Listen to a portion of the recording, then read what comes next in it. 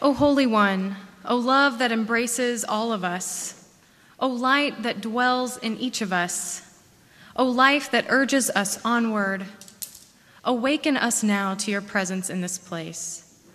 Draw this gathered community together, O love, that we may be a support and resting place for one another, even as the future pulls us to different places. Fill this place with your love, that those who are nervous or uncertain may know that they are not alone, that those who are simply proud may glow with it, and that those of us who are friends and mentors may stand with our graduates and be grateful for what they have taught us.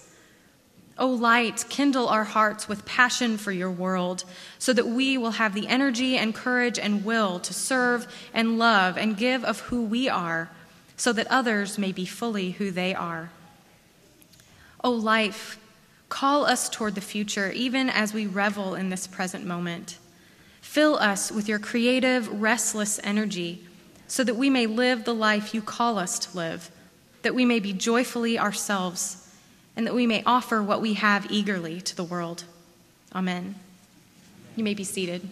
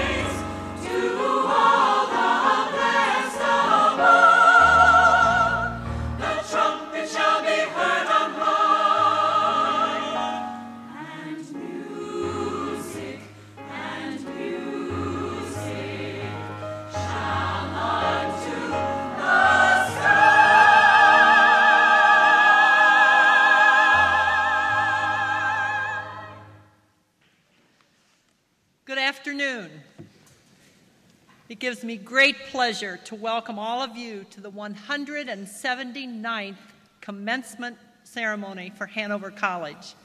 And I want to start by applauding and thanking our wonderful choir who will sing again during this ceremony.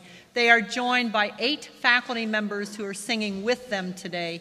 Thank you for your voices and your gift of music.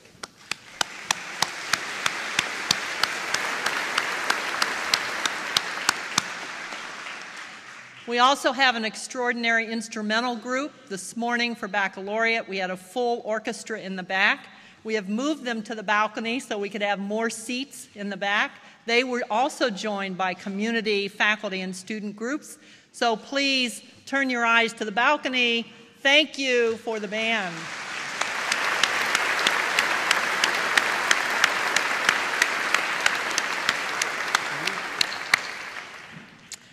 I would like to welcome another graduating class this afternoon.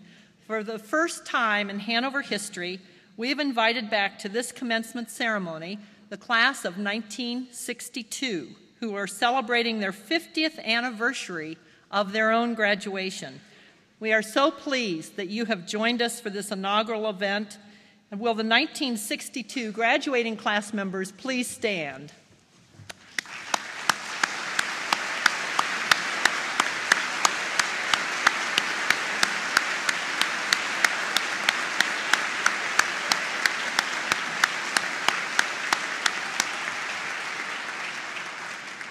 So in a short 50 years, you'll be back here again.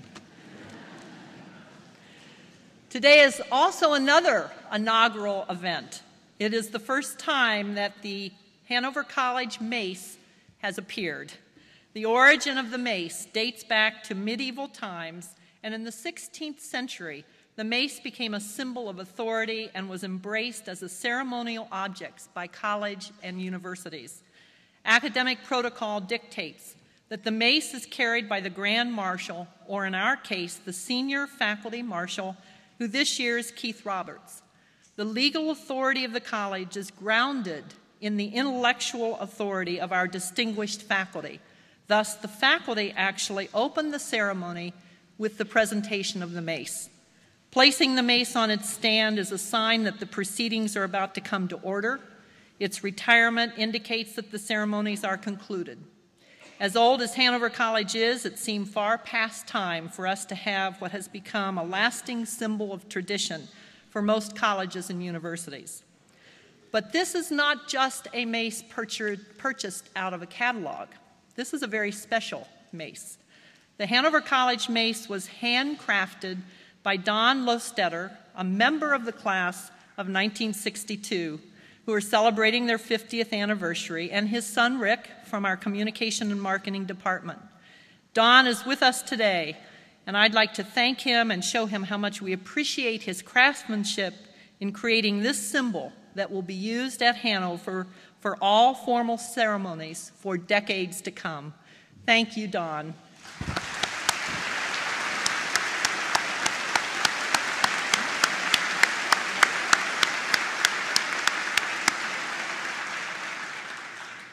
I also want to recognize the special gift that the senior class has given to Hanover. Each year, the senior class committee solicits ideas from the class and selects a gift to give the college that they believe future students will enjoy. This year's class donated 2 picnic tables in the landscaped area near the Science Center. Students worked very hard on this project, and I want them to know that the college will forever be grateful that they have started the process of giving back to those who will follow in your footsteps, just as those who came before you did the same. Every student at Hanover is supported in part by alumni gifts. Because those who come before you care so much about your education, you have enjoyed the benefits of scholarships, funding for travel abroad, and improved facilities like the gift we just celebrated for the Withrow Student Activities Center. Thank you for continuing that Hanover tradition. As alumni, I will enjoy welcoming you back to Hanover at homecoming, perhaps at the fall gala, perhaps at the Halloween party. These traditions have been added to many others, like spring term off-campus trips, drives down Scenic Lane, through Clifty Halls, hiking through Happy Valley, the run for Greek pledging, dinners with faculty members, and many more. But most of all, you will remember the friendships you have made here and the lifelong mentoring relationships you have with faculty and staff. This is what will call you back to the bluff overlooking the Ohio River Valley, and we will be here waiting to hear from you because you will always be a part of the Hanover family. We are so proud of this graduating class, and we know that you have the capability to truly make a difference in the world you're entering. I know that many of you have just returned from incredible May term trips off campus. What I know many of you have learned is the enormous amount of goodwill people are capable of, as well as the extent of harm human beings can cause as well. I spent last week in Northern Ireland with the Rivers Institute alumni trip, and saw the Bogside artists' murals. Perhaps some of you remember when they were on campus and the mural they painted for us. These murals are dedicated to peace between Northern Ireland and the Republic of Ireland. Terry Boyle, a friend of the college and a native of Ireland, shared his lived experiences with us during the Troubles just a few short years ago. He told us about a turning point in his life when he was surrounded by individuals ready to harm him in the middle of the religious wars, and how one older gentleman protected him. That older man put his life at risk to protect a stranger. One of our former students did the same thing 40 years ago when he was only 18, and he had a roommate who was being harassed and mentally destroyed by another person's bullying. That older man in Ireland and that 18-year-old Hanover student both had a huge capacity for good, for protecting others in times of troubles. Each of us has that potential. I challenge you to find those moments when you have an opportunity for enormous good and to apply your liberal arts education to problems you encounter. Imagine the things we would be missing if some of our heroes had said, "Let someone else do it," or "I don't want to get involved." What if Rosa Parks had said, "Let someone else move to the front of the bus, I don't want to mess with it"? Or if Helen Keller had said, "I just can't, I give up"? Or what if Martin Luther King Jr. had said, "Me? Nah, I don't dream much." Be the person who steps forward, not backward. Can we even imagine what this group of people can accomplish? I can't wait to find out just how much enormous good you are capable of. We will be watching and waiting to hear from you and about you. And now let me introduce your senior speaker. It has been our tradition to have our senior speaker selected by the senior committee of the graduating class. They use a rigorous application and audition process involving submitting outlines anonymously and then being selected for audition. The final selection is made by the senior committee after hearing all the finalists. From the outstanding auditions, Wesley Huff was chosen. Wesley is from Purdue, Indiana, and will graduate today with a mathematics major. He has served as the Vice President of Student Activities this past year and has served in Student Senate and the Student Activity Budgeting Committee for the past 2 years. He is a member of the honorary societies of Alpha Lambda Delta and Mortarboard, a member of the Geology, German, and Math clubs, and is the editor of Kinnings. After graduation, Wesley plans to begin working toward his PhD in mathematics at the University of Kentucky. Before that, he will be spending 6 weeks this summer in a graduate school preparation program at the University of Nebraska, Lincoln. After he earns his PhD, Wesley plans to become a mathematics professor at a small liberal arts college just like Hanover. Who knows, maybe it'll be Hanover. Please join me in welcoming Wesley.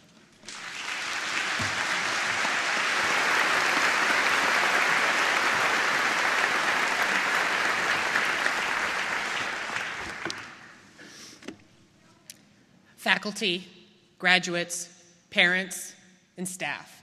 It's a pleasure to speak to you today. But before I begin, I have a small request. Could you all please stand up? If you're able, could you please stand up?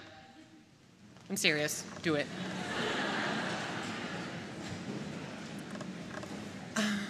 Okay, now I need you all to take a step to your right.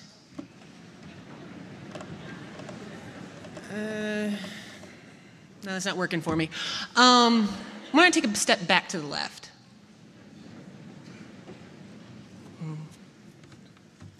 Still not working. Oh, I have an idea. Why don't you put your hand on your heart and sit back down?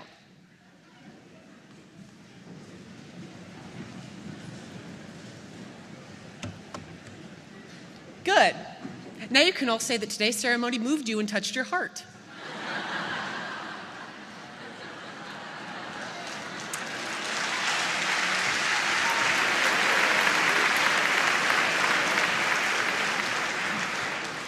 Now that we've all had a good laugh, I'd like to share a quotation from Orrin Hatch.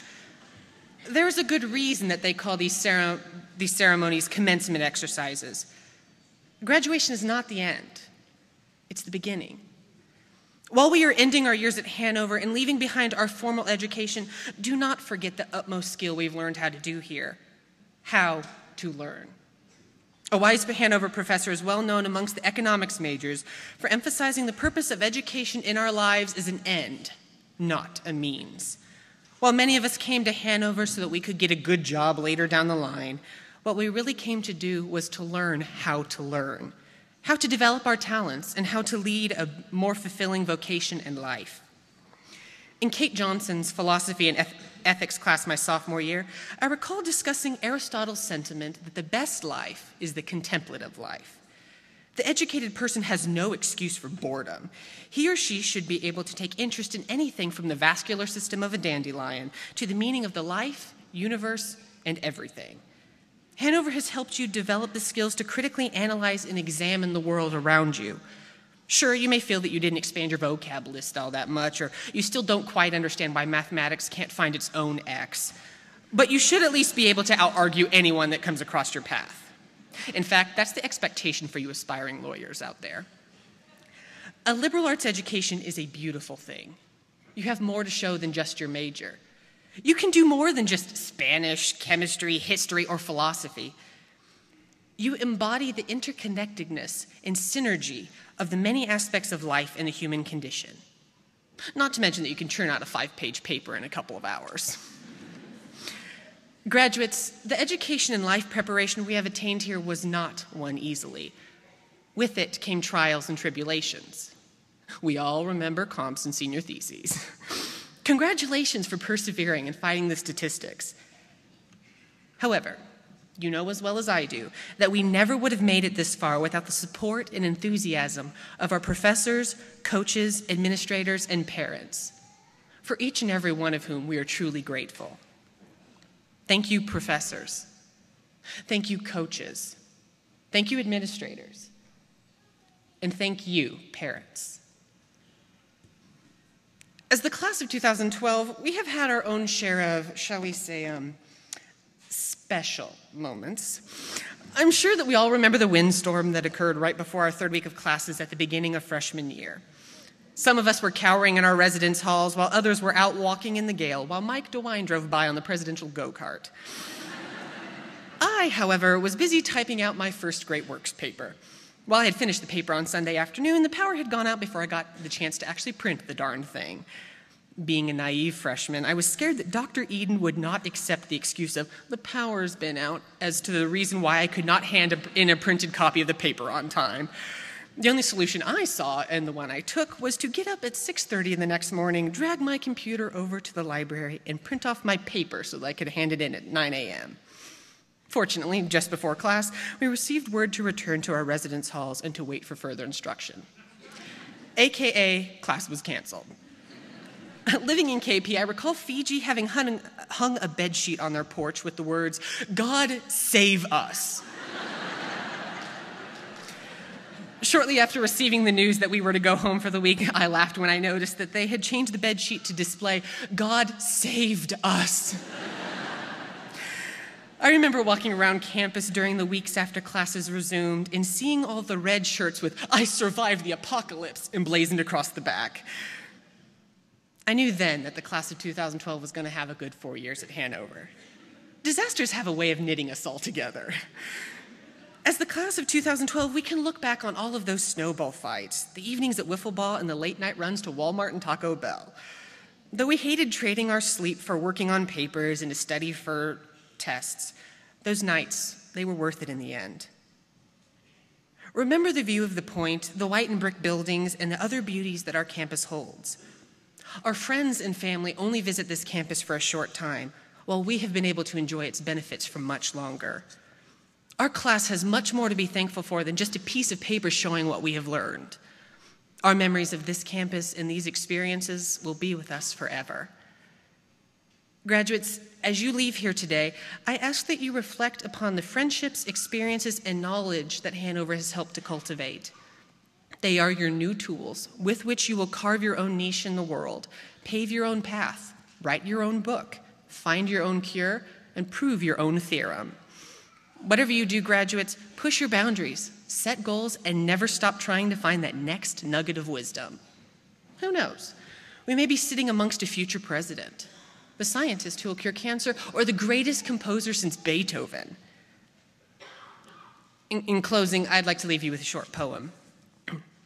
The future lies before you, like a field of driven snow. Be careful how you tread it, for every step will show. Graduates, let our steps in the snow be a path for generations to come. We have a lot to offer, so let's show it. Congratulations, class of 2012. Good luck and God bless.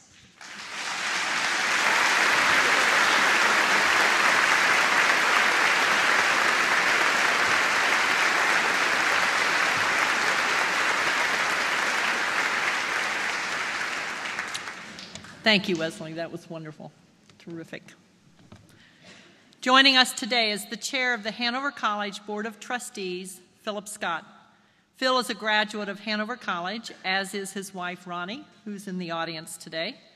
Phil earned his law degree from the University of Kentucky School of Law, and after serving in the U.S. Marine Corps, he returned to Lexington to concentrate his law practice on thoroughbred and health care matters. Phil serves as chairman of the Bingham, Greenbaum, and Dole law firm in major cities throughout Kentucky, Ohio, and Indiana. He also serves as the director of the Gainsborough Thoroughbred Farm, also in Lexington. Phil is an excellent example of how a Hanover degree can put you on the path to success.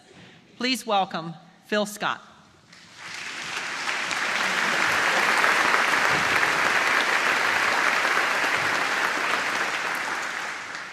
Thank you, President DeWine, and greetings to all of you from the Hanover College Board of Trustees. It's always a pleasure to be with you on this special day. I do want to acknowledge other trustees that are here, Dr. Brenda Towns and my colleague John Trimble from Indianapolis, Edie Enright, the wife of Bill Enright, our speaker, and finally, and I'd have to listen to her all the way home to Lexington if I didn't mention Ronnie Scott, my wife.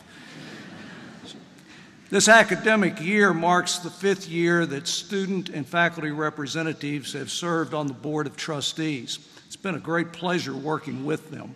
On behalf of the Board of Trustees, I would like to thank 2 student representatives who are graduating today, Sam Crow and Chip Davis. Fellas, thanks so much for your efforts on behalf of your college and representing the student body at the Board of Trustees. You've made a significant commitment to our work. All the best to you. And we're going to miss you.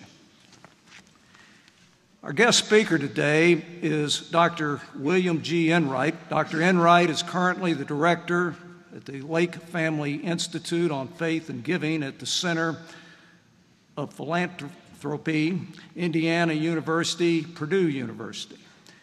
Bill received the honorary degree Doctor of Divinity from Hanover in 1984. He's been a member of the Hanover College Board of Trustees, where upon his retirement a few weeks ago, was voted the honor of becoming trustee emeritus. At this time, I would like to present him with his status, and I'll read the resolution. Bill. Whereas William G. Enright, having served in an honorable and exemplary fashion since 1991, as a member of the Hanover College Board of Trustees. And whereas during these years, Bill served faithfully and competently on the Committee of Academic and Institutional Affairs and the Executive Committee. And whereas the level of academic excellence, the public reputation, and the general well-being of Hanover College has been greatly enhanced by the dedicated service and leadership of William Enright. In his former role as the senior pastor of the Second Presbyterian Church in Indianapolis, he successfully recruited many students for Hanover College from his congregation. And whereas the Board of Trustees of Hanover College wishes to express appreciation and give due recognition to William Enright, be it further resolved that the Board of Trustees does hereby elect and confer upon William Enright the office of Trustee Emeritus of this Board. And be it further resolved that the chairman of the board is hereby directed on behalf of the Board of Trustees to cause these resolutions to be suitably enscrolled in the permanent records of the college and tendered to Dr. Enright. Please join me in welcoming Dr. Bill Enright.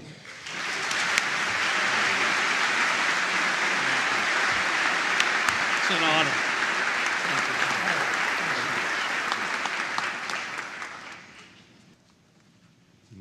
Chairman Scott, President DeWine, thank you for this honor that I will cherish the rest of my life. Members of Hanover College Graduation Class 2012, parents and friends, distinguished faculty members. It is a unique honor to be asked to give this commencement address. At the same time, it's a rather humbling honor. I am keenly aware of the fact that most of you have not come here to hear a speech. You're here to receive your diplomas. So let's get on with it. And let me tell you what I have come to talk to you about today in two simple words. Live generously.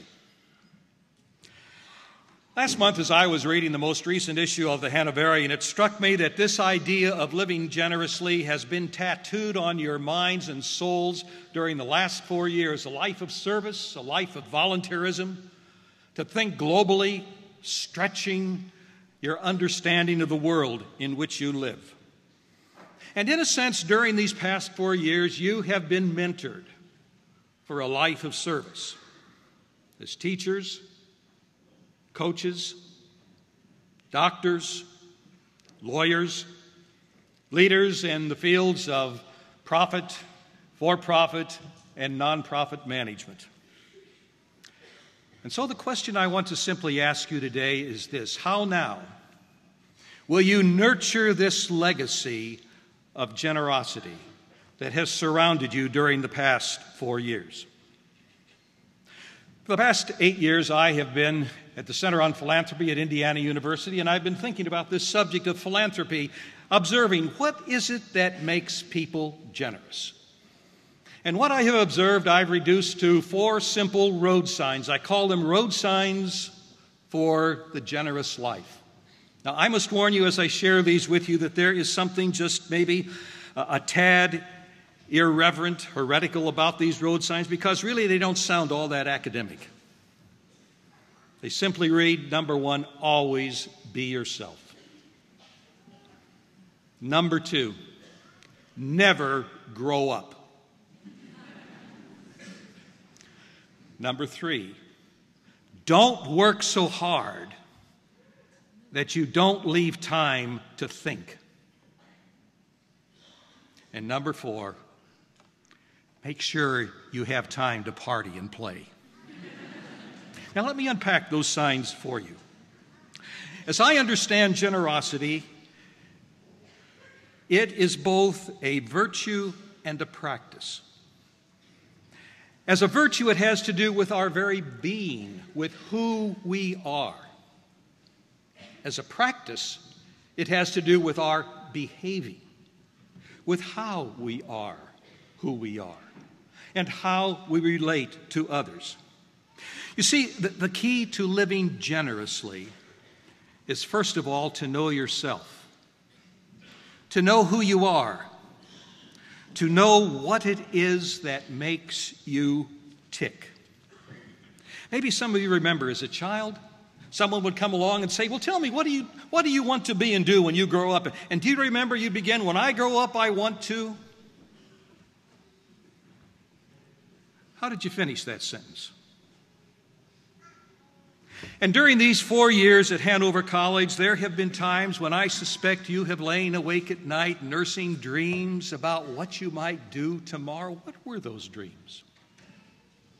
And right now, if you could spend the rest of your life doing whatever you want to do, money, parental expectations aside, what would you do?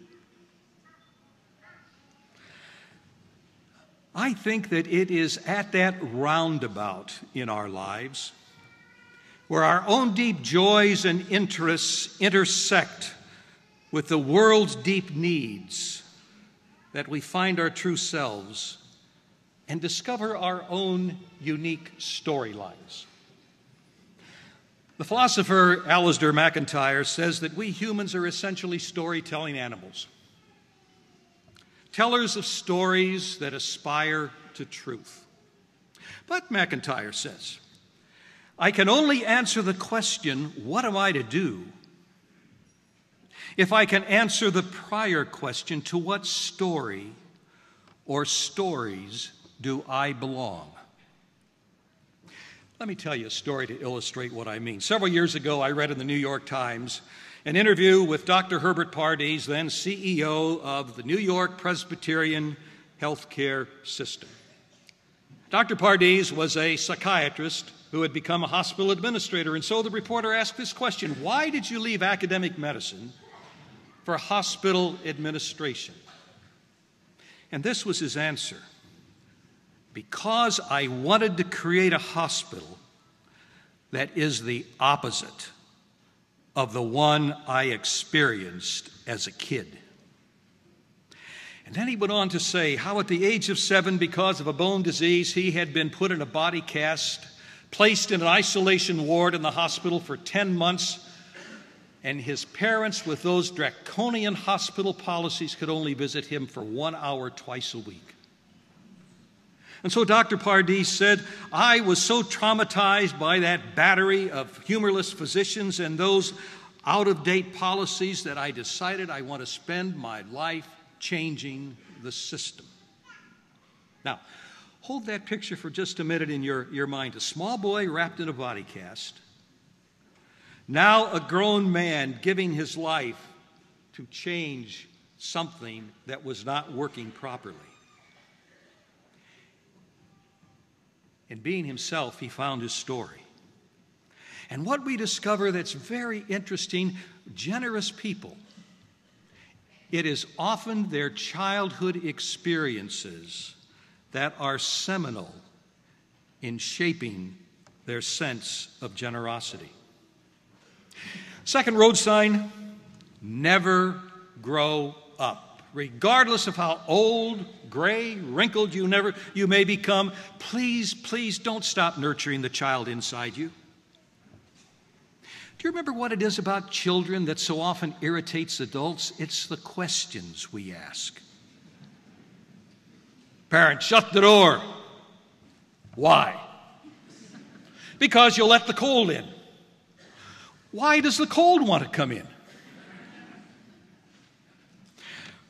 Scots writer Robert Louis Stevenson tells how one evening as a small boy at dusk he was standing looking out the window of his home in Edinburgh, Scotland, when he saw something he had never seen before. He saw the old lamplighter coming down the street.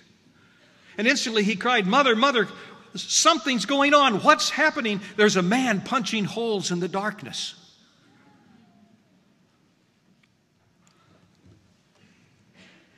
Do you begin to see? There is something subversive about childish questions. They have a knack of discombobulating our souls, crashing open the windows of our minds, inviting us to probe more deeply the mysteries of a curiosity-riddled world. Why is that? What does that mean? Here's another story. The Jewish philosopher Emanuel Levinas was born in Lithuania. In the 1920s, he went to Germany to study philosophy under the young Martin Heidegger. Later, he took a teaching post in Paris, France. The Second World War came along. And so Levinas volunteered to serve as an interpreter in the French military. He was captured by the Germans. And instantly the Germans were faced with a conundrum. How were they going to treat this man, as a Jew or as a member of the French military? Fortunately, they treated him as a member of the French military. But after the war was over, Levinas discovered that during that war, Every member of his family had died in one of those terrible German death camps. Everyone, that is, except his mother, or rather his wife and his daughter, whose lives had been spared by an order of French nuns. And that is when the child in Levinas stood up and began to ask those questions. Why? Why would these nuns risk their lives to spare the lives of his wife and his daughter? What is it that compels people to take extraordinary risks for folks they don't even know? And that led Levinas to his lifelong study of moral generosity. Why are some people more generous than others? Levinas observed it is because these people stop. They look around them, and they look into the faces of those around them. Levinas says, whenever you look into the face of another person, I mean you really look into that person's face. He says that is a moment of epiphany. It is a holy moment because the face looks back at me. And the face says to me, and what are you going to do about me? You can't leave me alone. And so Levinas concludes, we humans are all responsible for one another. We cannot ask with integrity why things are as they are without asking the follow-up question, and what am I going to do about it? And today, those questions take a new turn in your life. Tomorrow, as a teacher, what will you do to give confidence to that student who has a learning disability? As a coach, what will you do with the athlete who has a giant heart but is slow of foot? As an attorney, what will you do with that client you represent when deep in your heart you suspect that individual is guilty? And as a doctor, what will you do with the patient who is on the fast track to death? And do you begin to see those why and what questions? The questions of our childhood are the telescope questions that enable us to see what others so frequently miss: the holy amidst the ordinary, and the creative newness lurking in the seams of the mundane and conventional. Always be yourself. Please, never grow up. Third signpost: don't work so hard that you don't have time to think. Take care lest the demands of work and the addictive lure of technology turn you into a robot. To think you have to power off your cell phones, turn off your computers, clear your calendar. It takes time to listen to what James Q. Wilson calls our moral sense. 17th century philosopher Pascal was curious as to why sometimes people are unhappy. What makes for unhappiness? This was his answer. It is that we do not know how to sit quiet in a room. Well, why Socrates put it this way when he said the supreme business of life is to listen to the soul. taking time to think. In the 2nd century, the Roman emperor philosopher Marcus Aurelius took time to think by keeping a diary. He called it his meditations, and every evening he would take time to reflect on these 2 questions. How have I lived today?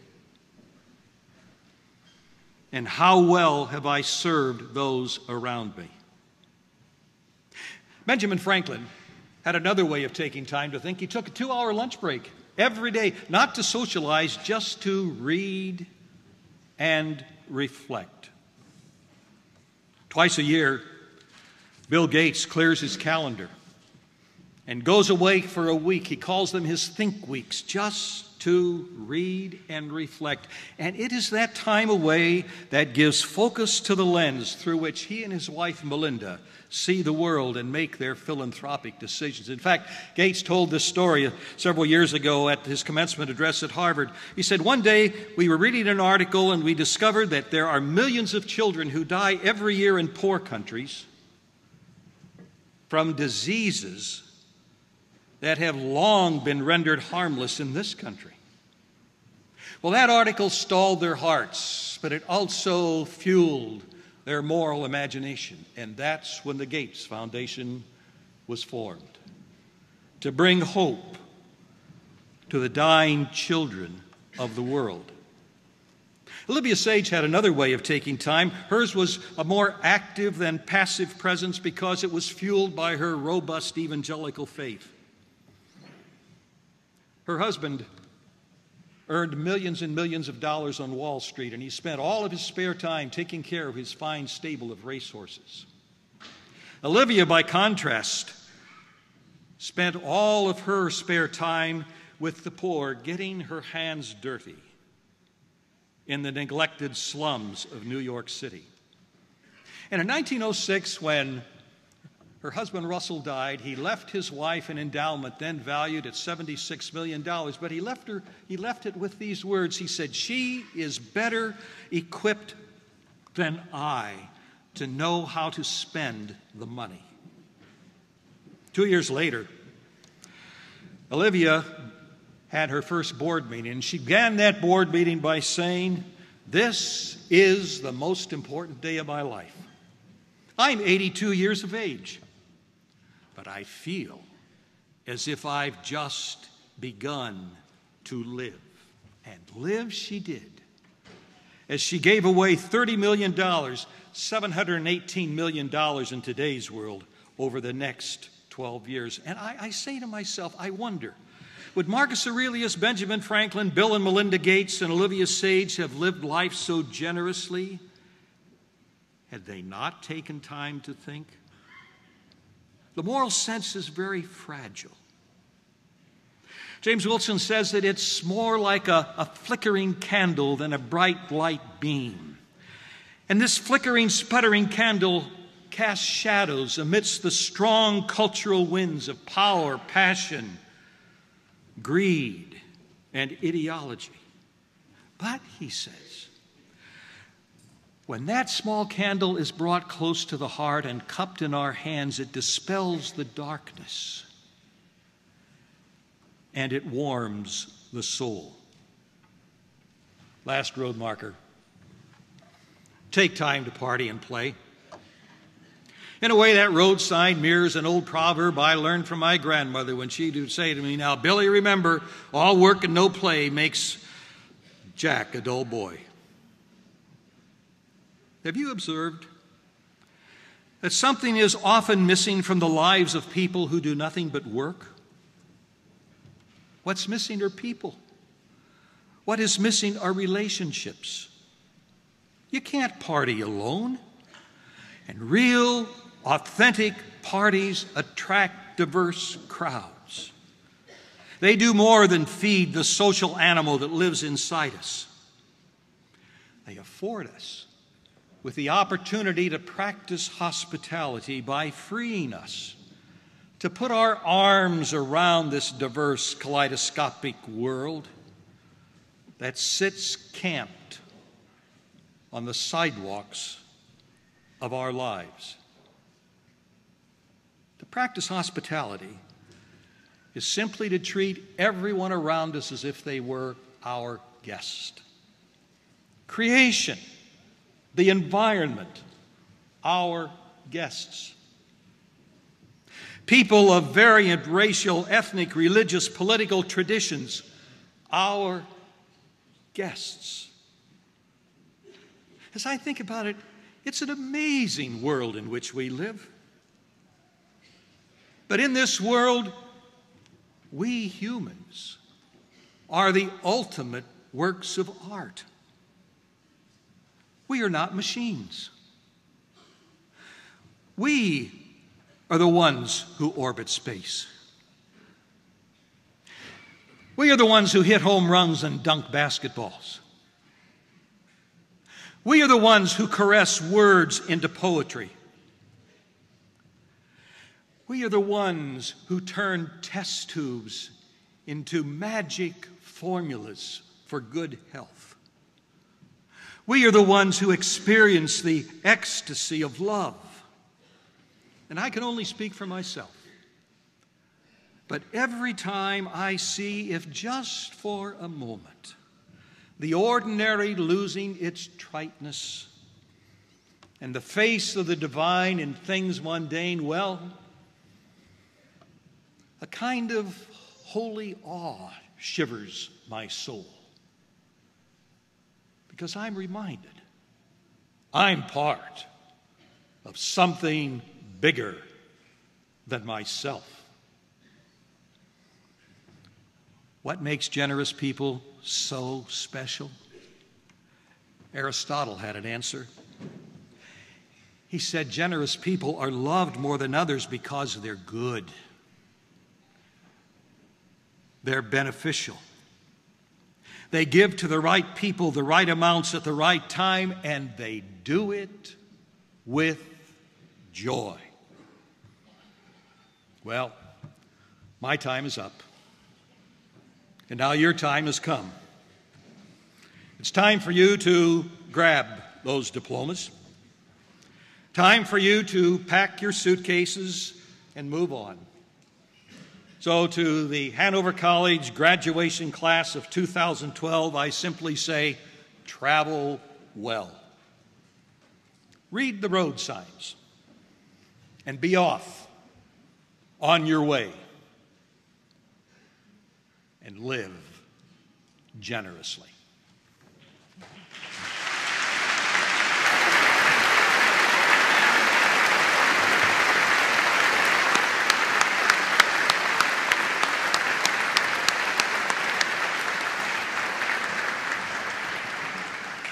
I have been waiting ever since I arrived at Hanover College to hear Reverend Dr. William Enright address an audience, and it was just as I imagined. Thoughtful, insightful, and quite moving. We have something in addition that we'd like to present you with. Would Dr. Dean Job introduce the Hanover College President's Award for Excellence? The Hanover College President's Award for Excellence was created in 2011 to honor outstanding individuals for their achievements in community service, in volunteer programs, in their commitment to advancing the human condition, and dedication to individual freedom with responsibility.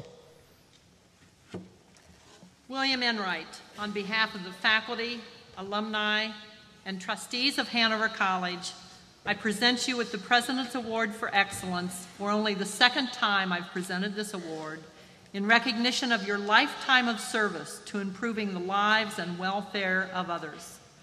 The award reads, in recognition of his lifetime of achievements in service to others and to the broader society, the Hanover College President's Award for Excellence is presented to William G. Enright by the authority vested in me by the Board of Trustees of Hanover College on this 26th day of May 2012.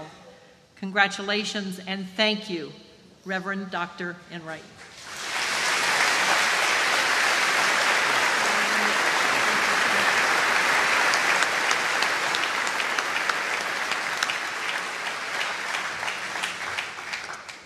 And now, Dean Job, would you please recognize 2 retiring faculty members and then present the class of 2012?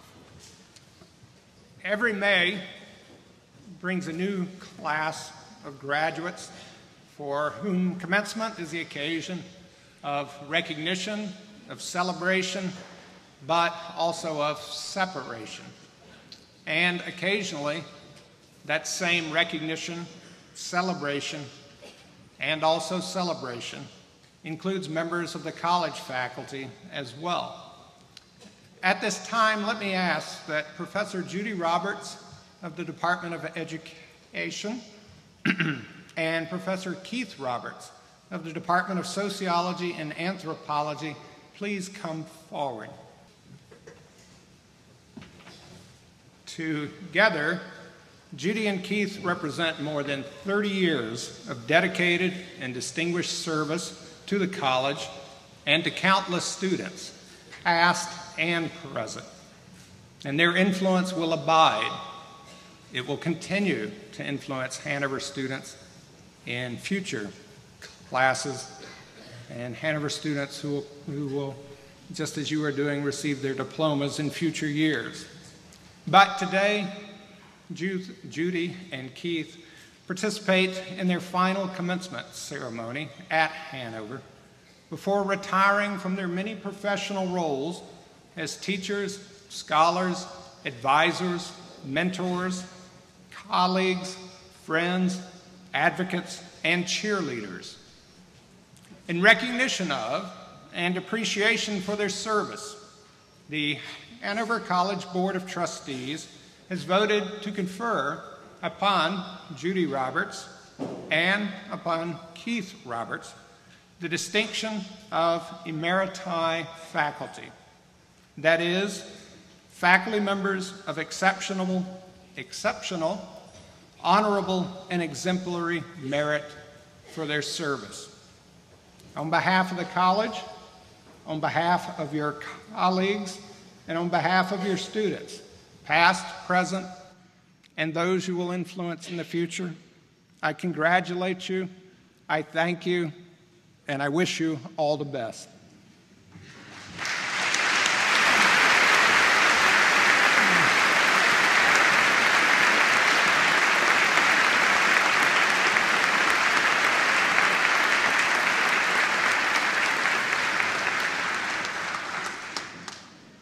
President DeWine, I present to you 247 members of the graduating class of 2012. Of these, 34 have earned their degrees with honors, 15 with high honors, and 10 with highest honors. The candidates whose names appear on the program have been recommended by the faculty and duly approved by the Board of Trustees for the degree of Bachelor of Arts from Hanover College. Will the candidates for the degree Bachelor of Arts please rise? Candidates for the degree Bachelor of Arts, upon the recommendation of the faculty and by the authority vested in me by the Board of Trustees of Hanover College, I now confer upon you the degree Bachelor of Arts with all the rights, privileges, and responsibilities. And as a symbol of your honor and achievement, I will now present your diplomas. Will the candidates please come forward to receive their diplomas? I ask that we hold our applause until all the diplomas have been awarded. Ashley Ann Adams.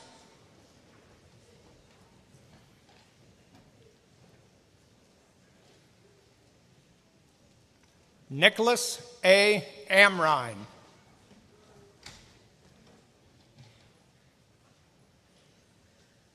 Dhruv Anija.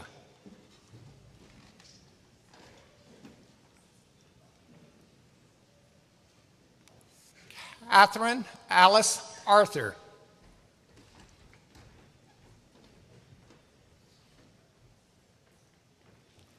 Darren Richard Bailey.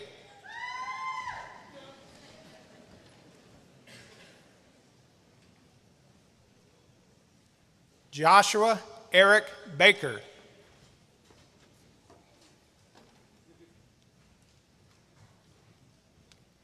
Andrew J.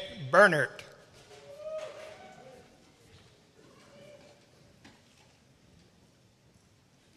Niall Anthony Biggerstaff.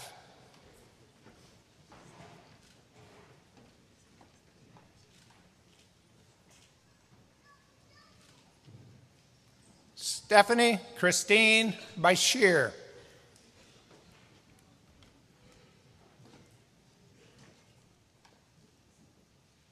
Kyle Bonert.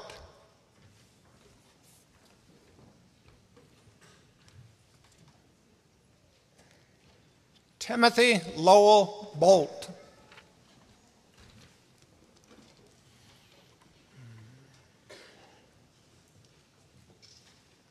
Dylan Jeffrey Bostwick.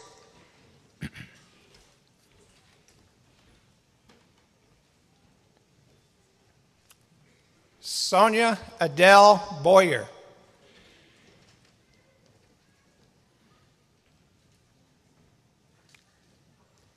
Kirsten Brandvik.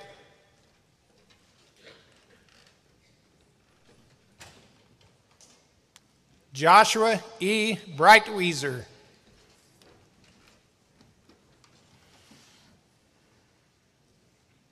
Dylan Joseph Brenner.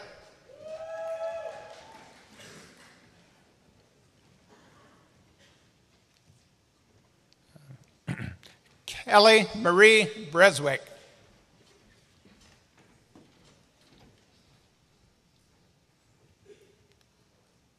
Carrie Elizabeth Brown.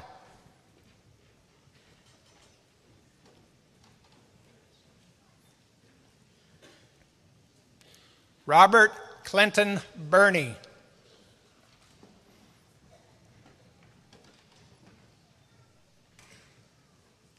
Molly K. Burpo.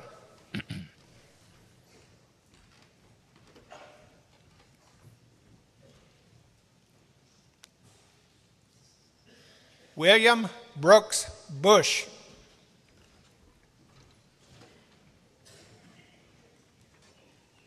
Elizabeth Gowan Cairns.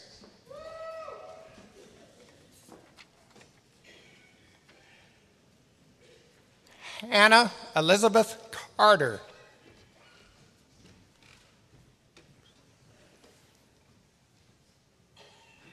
Christopher Michael Kaysen.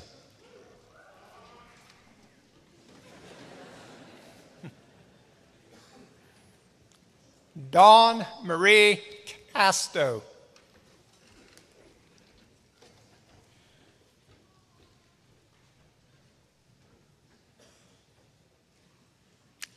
Anna Nicole Chambers.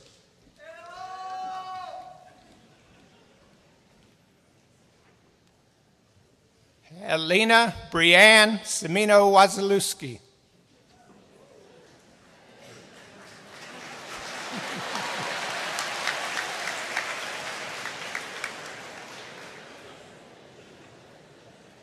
Sarah Elizabeth Clapp.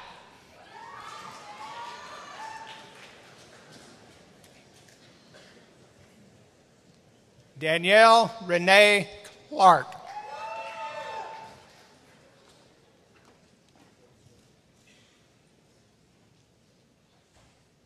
Miranda Rochelle Cole.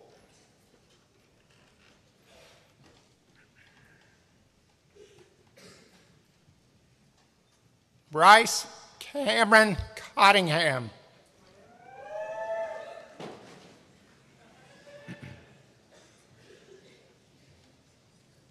Hannah Elaine Coy.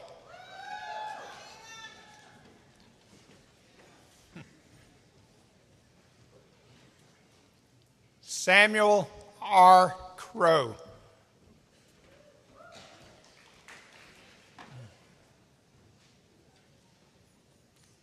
Courtney Renee Crutcher.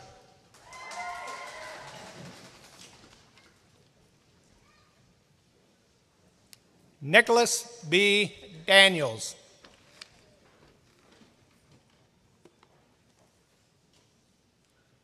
Philip Charles Davis.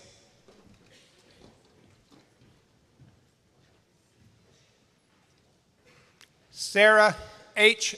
Davis.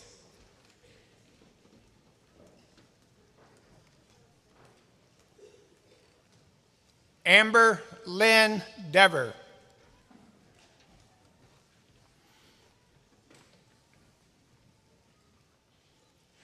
Cord Eric Dorsey.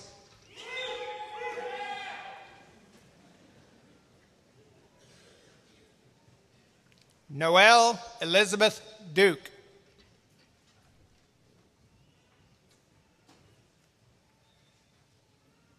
Megan Eaton.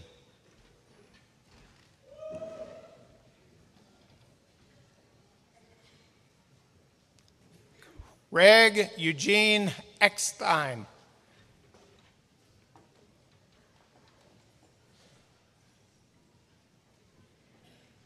Rachel Lynn Edwards.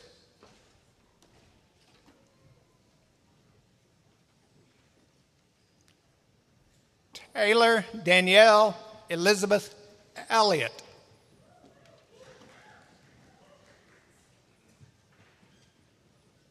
Leah Esterline.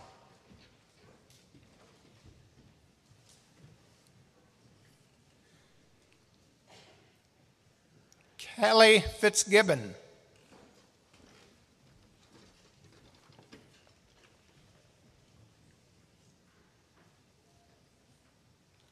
Bradley K.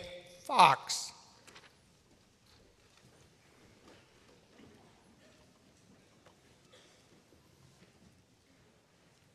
Tara Francis.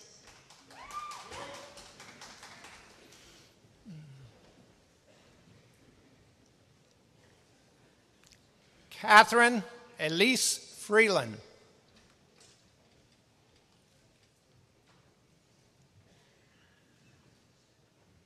Thomas Matthew Thornton Gius.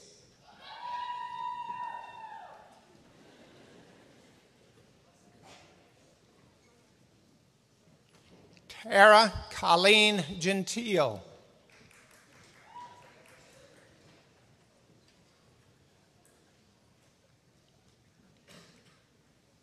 Kyra Oisler Graham.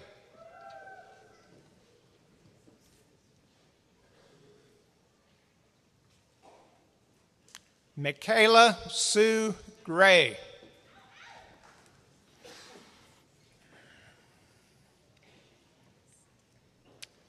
Kayla J. Green.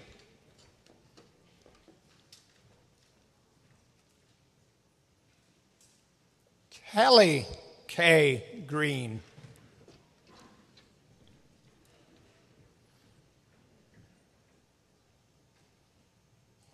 Megan E. Greenwell.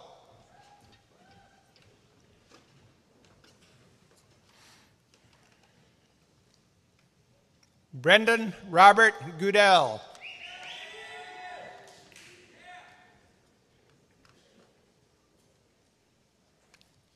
Abby Charlotte Lawrence Guthrie.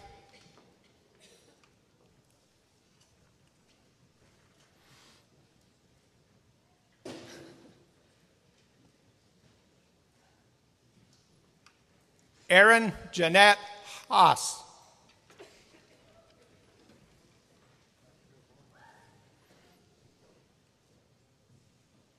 Nolan Hahn.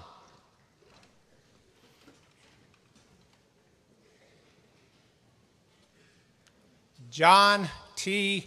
Ham.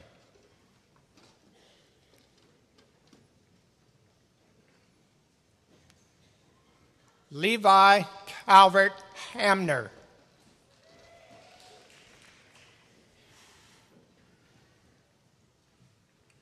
Lauren Ann Haney.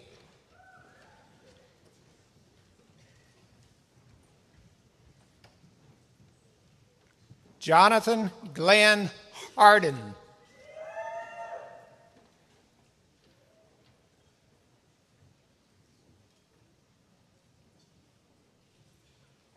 Tori Lynn Harden. Tori Lynn Harmon.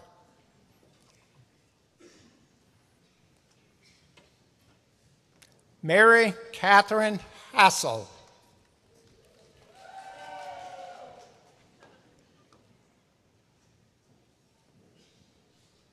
Samantha L. Hossman.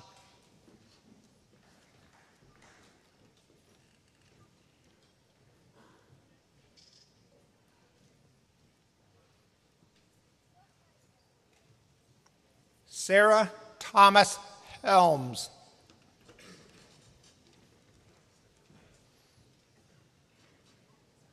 John Clayton Elton.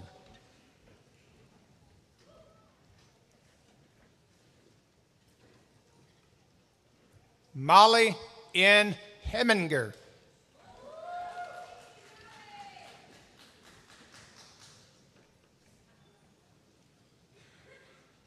Jan Shelby Hendersaw.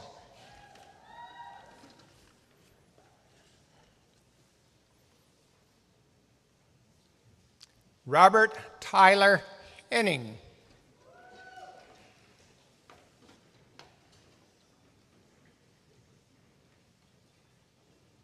Nathaniel Reed Hickman.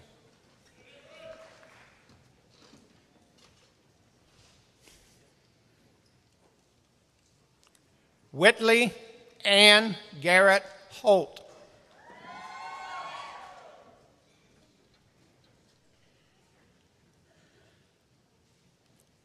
Lindsay Nicole Holzinger.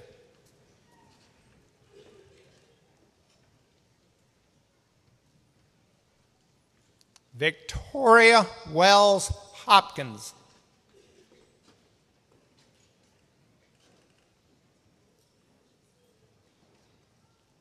Brandy J. Hornbuckle.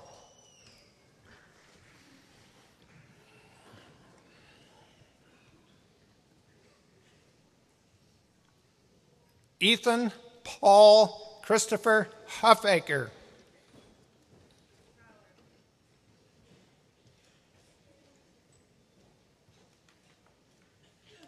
Jennifer Marie Hurst.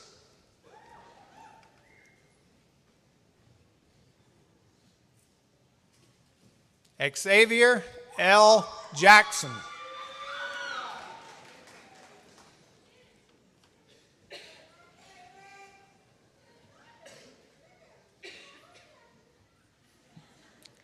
Rachel Marion Jacobs.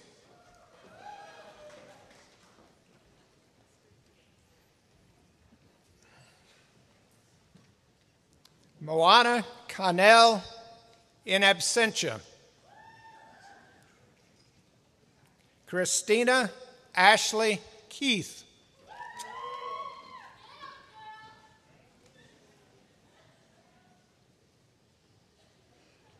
Amanda Marie Keller.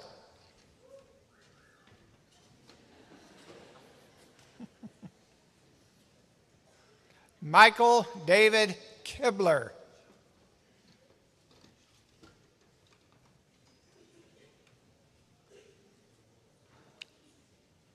Zachary James Kuykendall.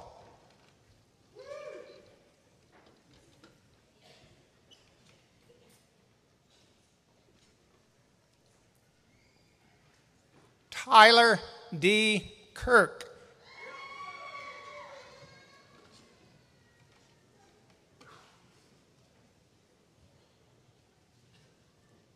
Andrew Joseph Kitchell.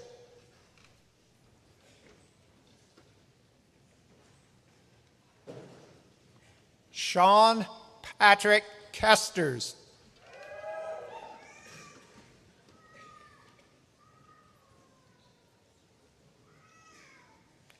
Alexandra Brielle Kranak.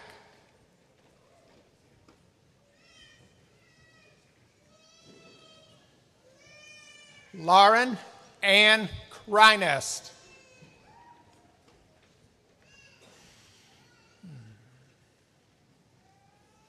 Andrea J. Landis.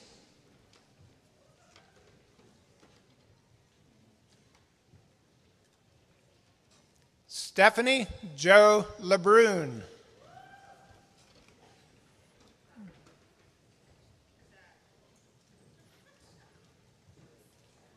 Karen Ann Lopresti.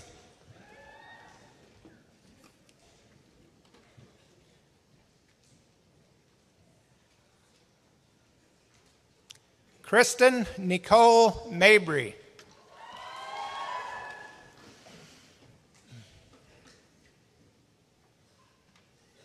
Brandon Megley.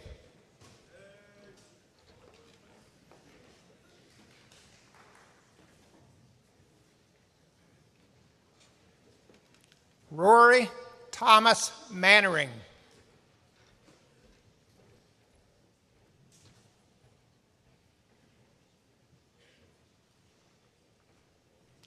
Leslie Nicole Manuel.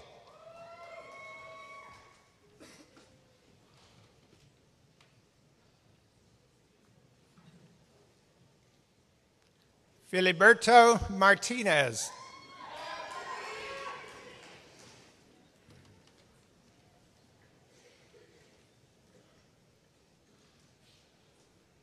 Zachary Taylor McCauley.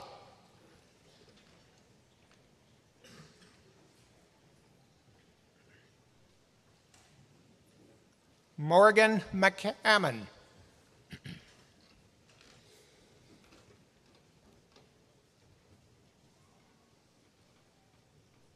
Richard Yancey McGee III.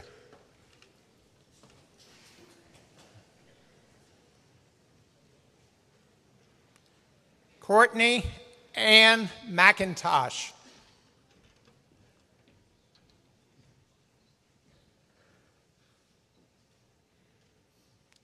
Abigail Ann Merritt.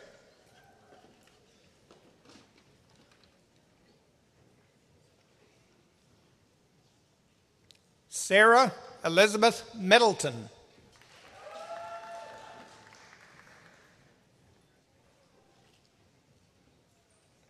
Jessica Marie Miller.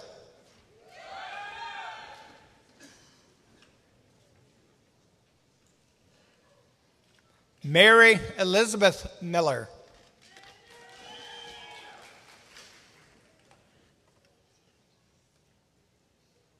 Mason Patrick Mills.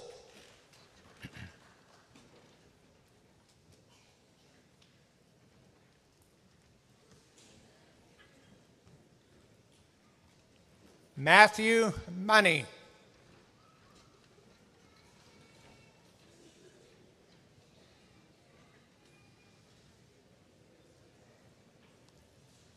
Eric Randall Moore.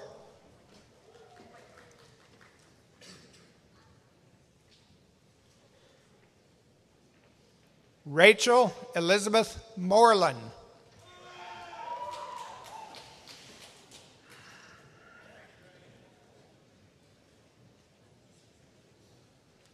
Christopher D. Mosier.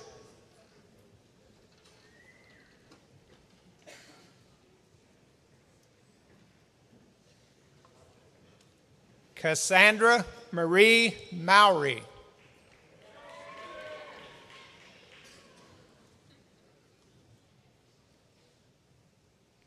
Megan Frances Mulvaney.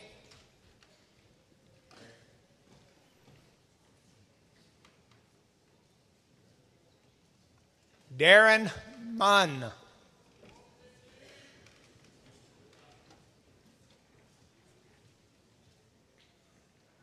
Blakely Kirsten Nading.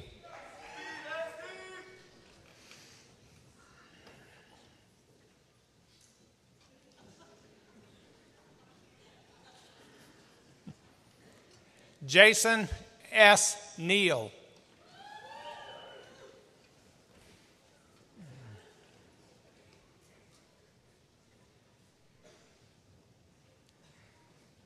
Bradley Wayne Newbold.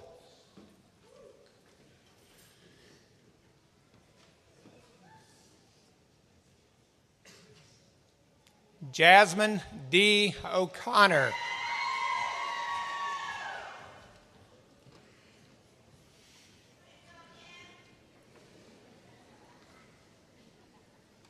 Zachary Adam Oglesby.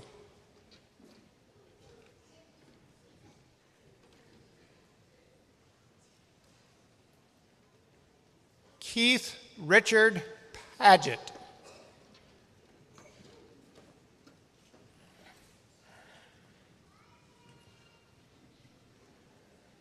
Michelle Lynn Painter.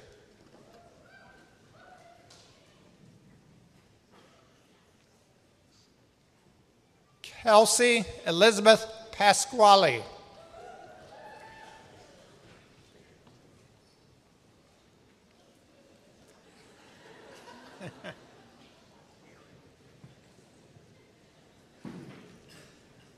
Tiffany Jean Patton.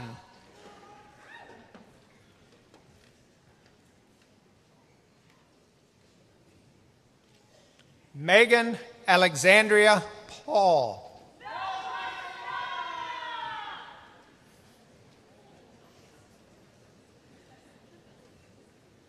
Mary Elizabeth Pelfrey.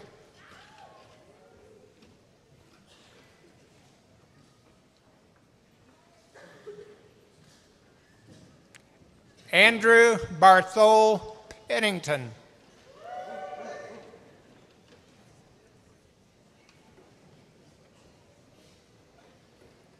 Krista Phillips.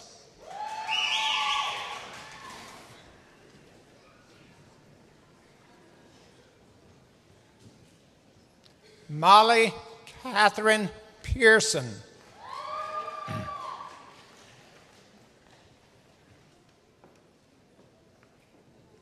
Neil Anthony Plager.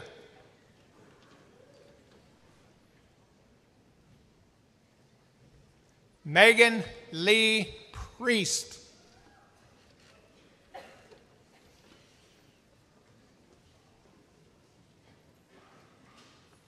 Derek Pryfogel.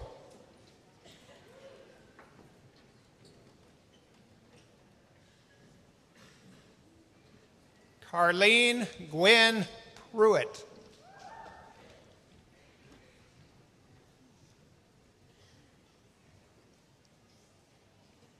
Kayla M. Pugh.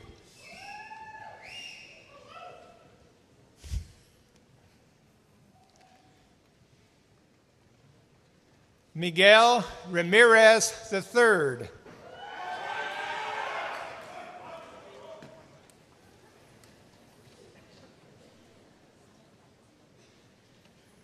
Zachary A.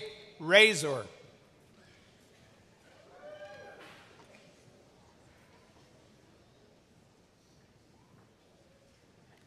Andrea E. Violet Razuri.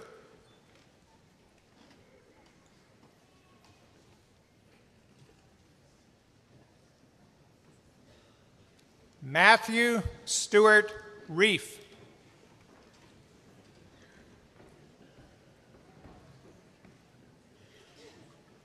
Joshua Michael Wrenches.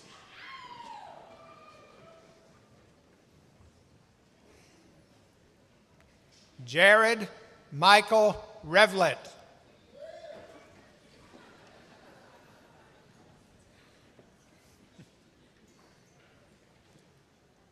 Taylor Alexandra Ricky.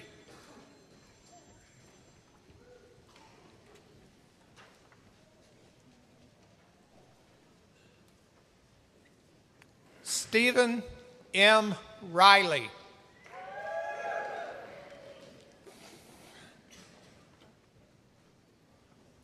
Matthew Cree Robinette.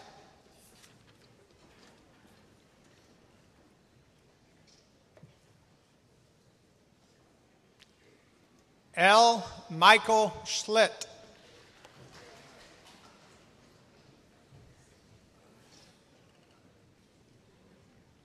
Olivia Michelle Selm.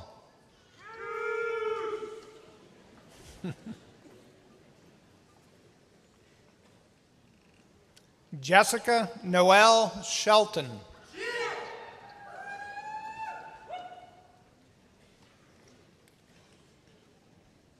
Matthew Thomas Sieg.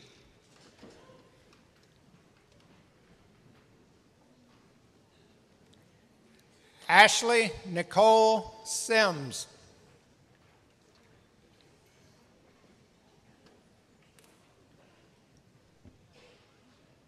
Michael Andrew Smith.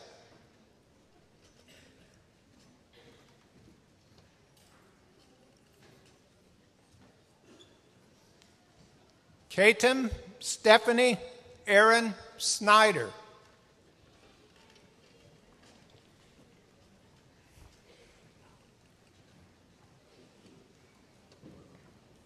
Jacob Ross Staywick.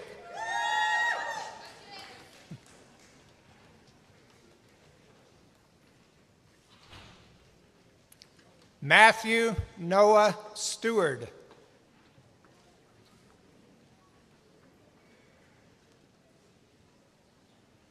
Kara Beth Stewart.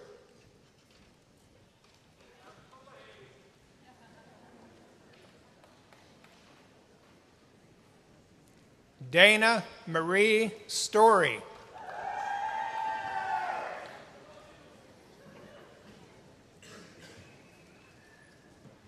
Jordan Stout.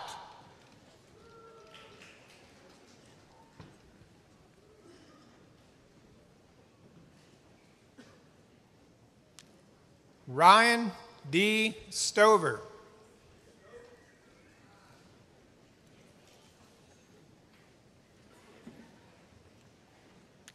Rachel Nicole Strang.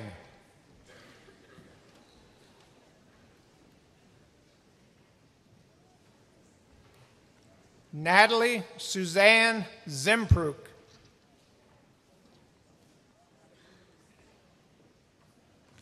Brittany Keiko Manamalo Tamu Miyashiro.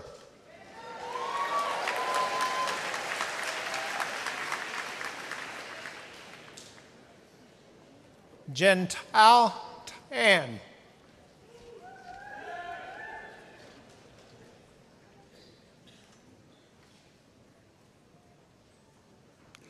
Samantha Allen Tarleton.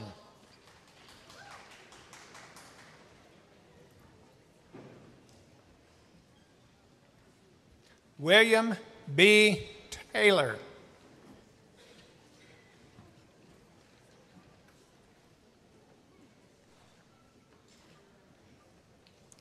Nana Abeku Aswanama Thompson.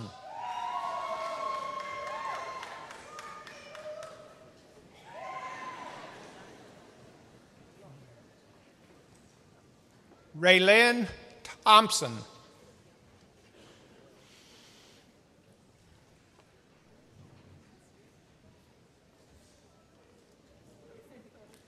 Casey Michelle Tobias.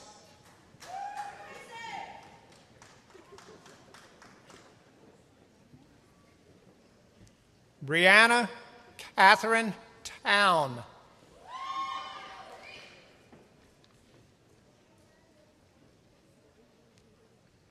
Kaylin M. Toole.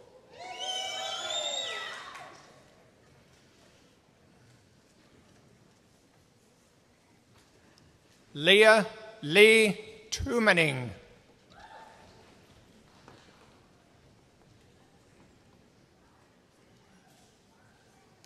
Sharon Rose Turnbow.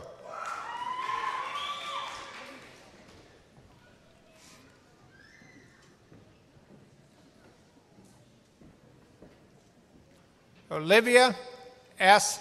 Tyler.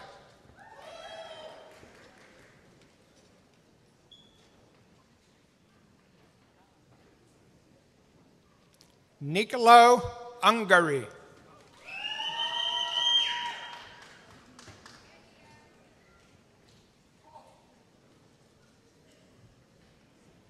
Megan Jo Van Dyke.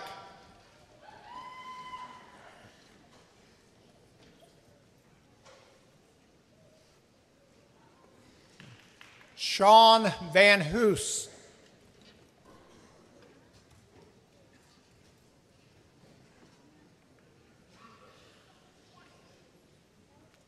Vanessa Vining.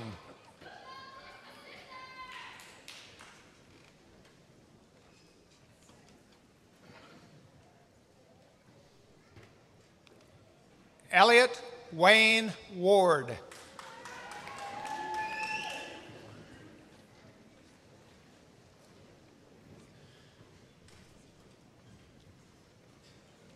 David Brandon Western.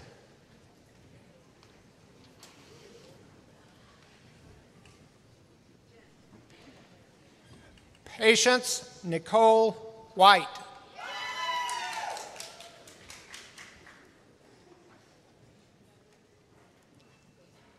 Cody Aaron Wicker.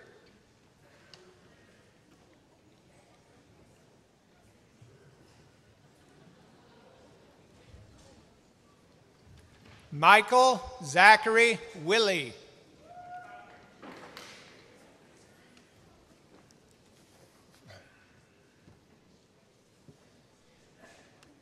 Emily Renee Williams.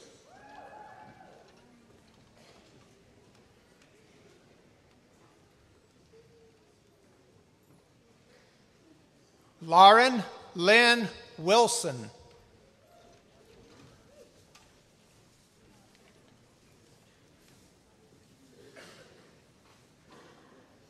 Kendall Brooke Withered.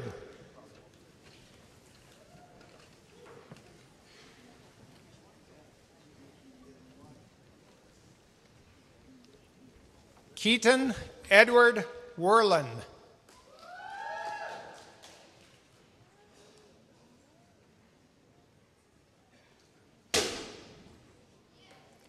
Jennifer Nicole Willenweber.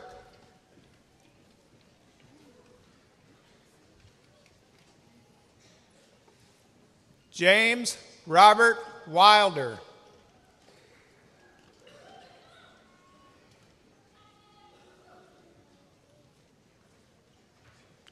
Jacob M. Yetter Burnson.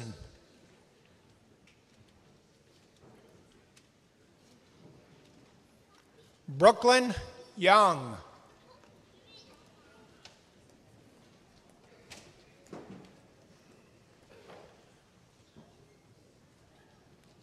Alyssa Adele Zaid in absentia. President DeWine, the following members of the class of 2012 have earned their degrees cum laude. Leah Baker. Blaine Nicole Bishop.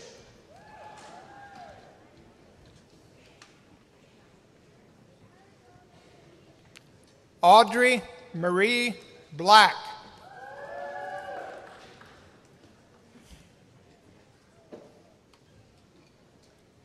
Ann Bladen.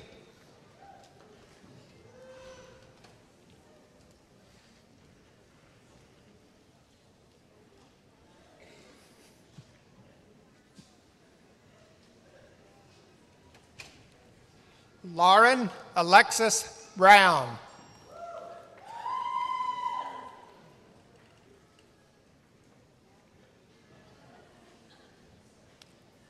Allison Marie Cook.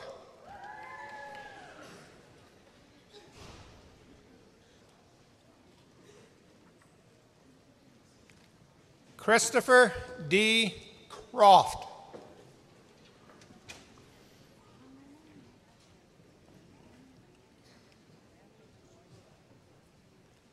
Anna Catherine Day Marshall.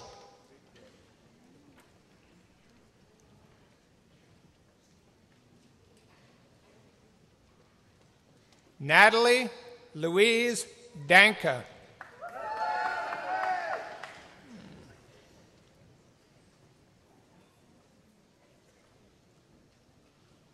Rebecca J. Edwards.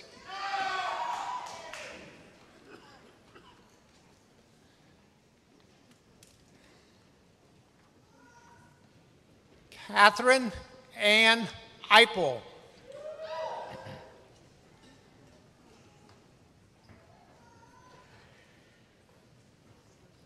Krista Hope Emmelman.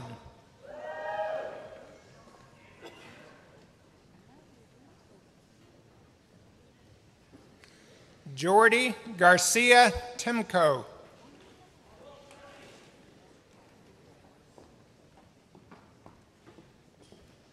Alyssa Gullett.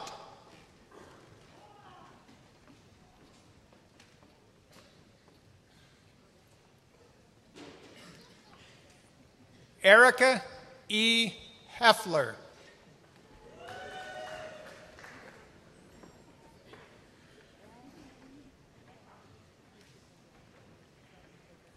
Velvet K. Hill.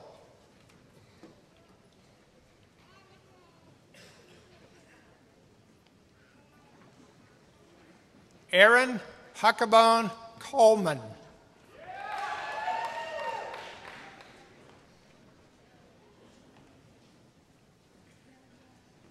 Cecilia Johnstone.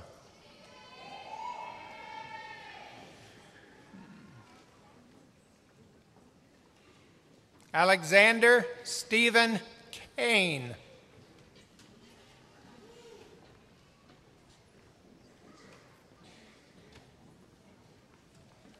Christina Cottonbrook.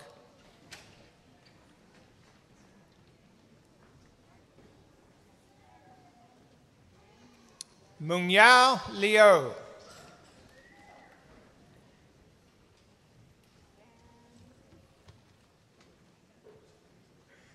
Sarah Lucas.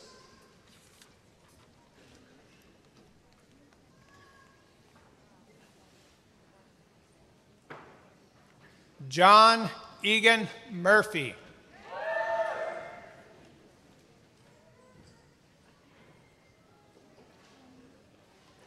Vikram Gopal Ramji.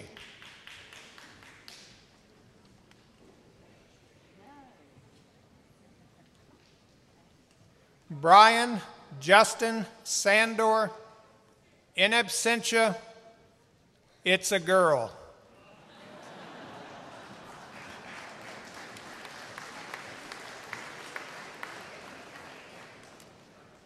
Ellen Marie Shieldmeyer.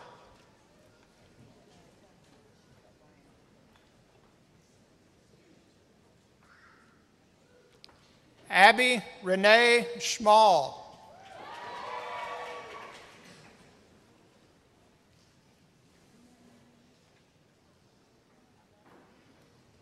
Paige Renee Schrader.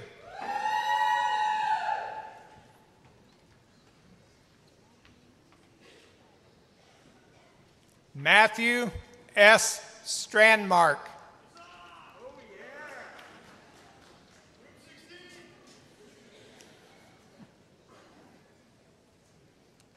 Christopher James Tukey.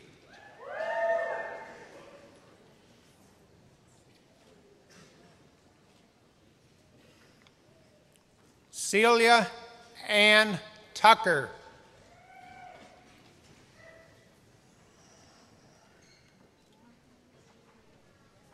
Samantha Louise Wagner.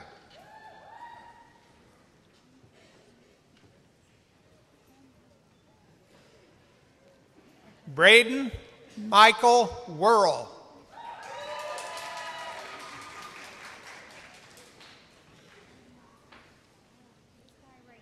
Pon Pon Jong.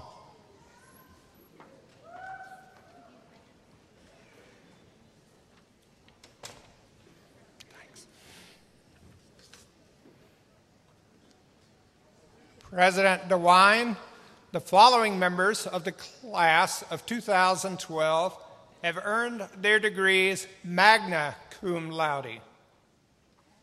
Sarah Elizabeth Bailey.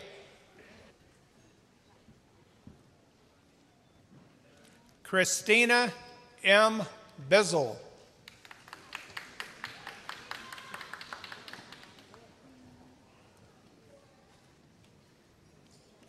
Whitney Elise Borton.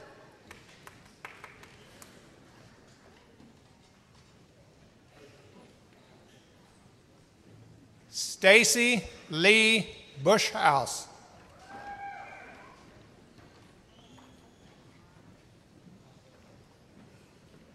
Jeremy Ryan Cook.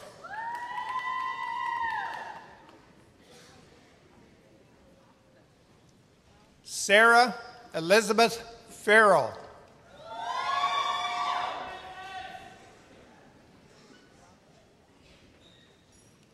Heather L.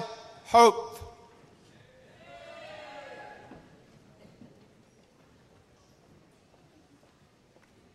Andrew Kinman.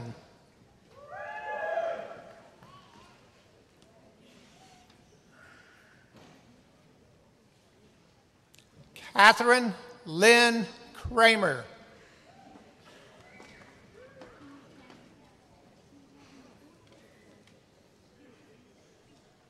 Qingjiao Meng.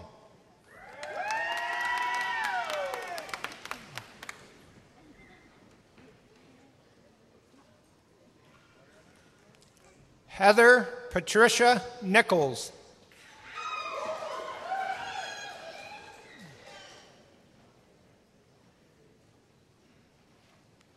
Sarah Marie Rogers.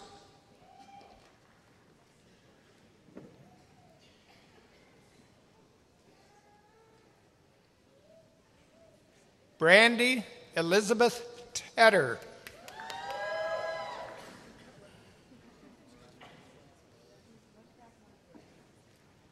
Heather Elizabeth Washburn.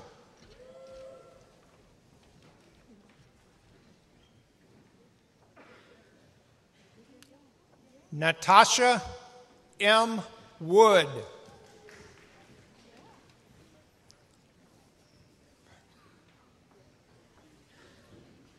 President DeWine, the following members of the class of 2012 have earned their degrees summa cum laude. Robin Lynn Bortner.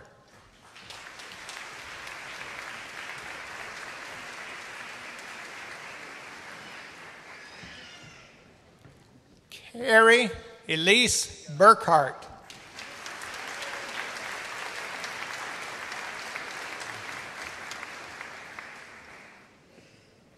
Michael W. Case.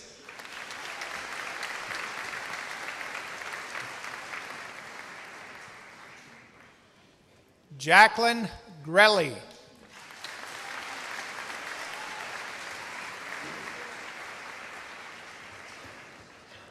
Wesley Kyle Huff.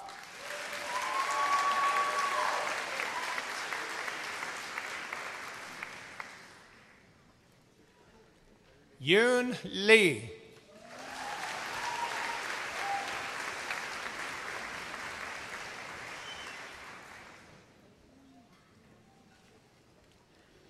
Caitlin Marie Richmond.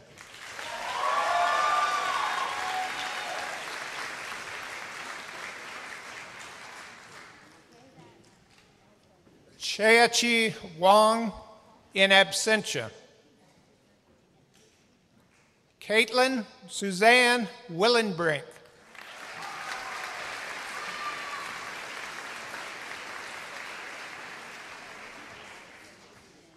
Leah Michelle Young.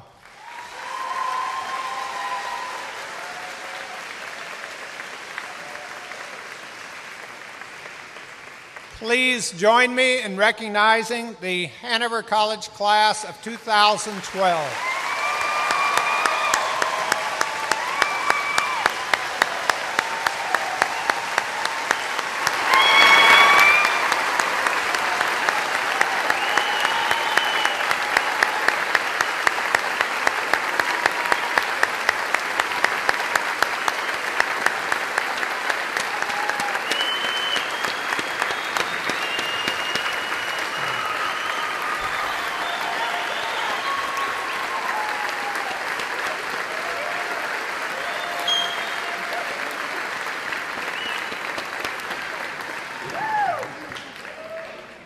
And now I ask you to stand and join in the singing of the Alma Mater.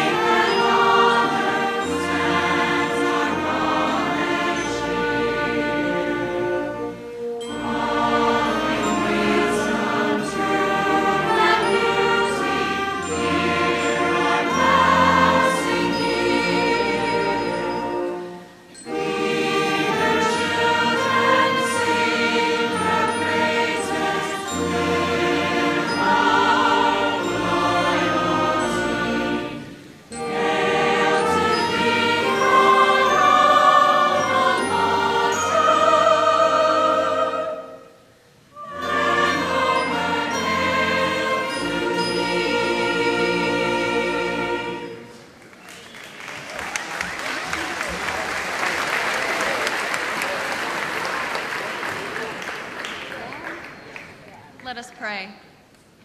Holy One, send us forth from this place and into a world that needs the kind of support and love and community we have been given here. Fill us with your love as we build community.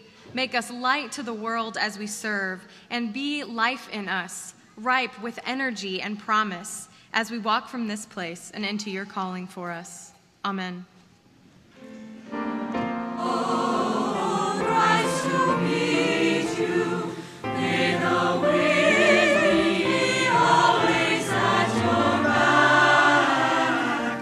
May the sun shine warm upon your face.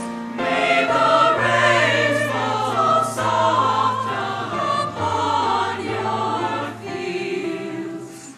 And until we meet again, may God hold you in the palm of His hand. And until we meet again, may God hold you in the palm of His hand.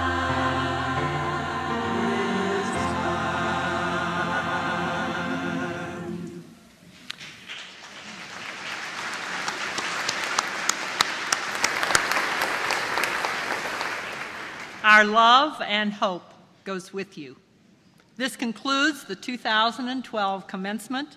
See you on the point, and safe travels today and for the rest of your life.